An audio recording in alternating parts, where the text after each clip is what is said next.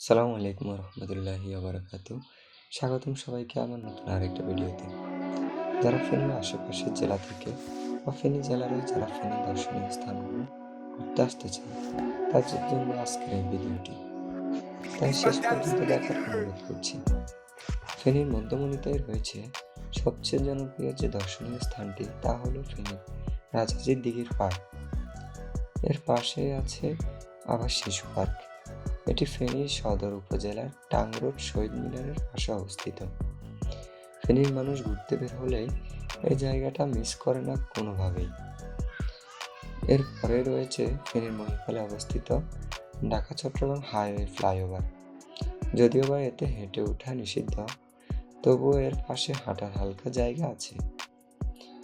তাই এর উপর থেকে মহিপালের খুবই সুন্দর দৃশ্যসমূহ দেখা যায়। এরপরে আছে ফেনীর আরেকটি দর্শনীয় স্থান বিজয় সিংহ দিঘি, যা মহিপাল থেকে মাত্র 20 টাকা অটোরিকশা ভাড়া দিয়ে আপনি চলে যেতে পারেন। এর পাড়গুলো ছোট টিলার মতো দেখতে। অনেকে বলে এই দিঘির মাটিতেই নাকি পাড়গুলো এত উঁচু হয়েছে। প্রতিদিন অনেক দর্শনার্থী এই দিঘিতে ঘুরতে আসে। এই যাত্রায় আমি আমার ফেনীর নতুন বন্ধুদেরকে নিয়ে এই স্থানগুলোতে ঘুরতে যাই, যার মধ্যে ছিল আমার আগের বন্ধু চয়ন এবং নতুন মাহিন, তারেক, রবিউল এবং আমাদের বড় ভাই সাইমন ভাই।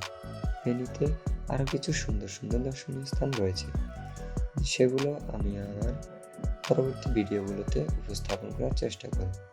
তাই পরবর্তী ভিডিও দেখার আমন্ত্রণ জানিয়ে আজকে এখানেই শেষ করছি। আল্লাহ হাফিজ।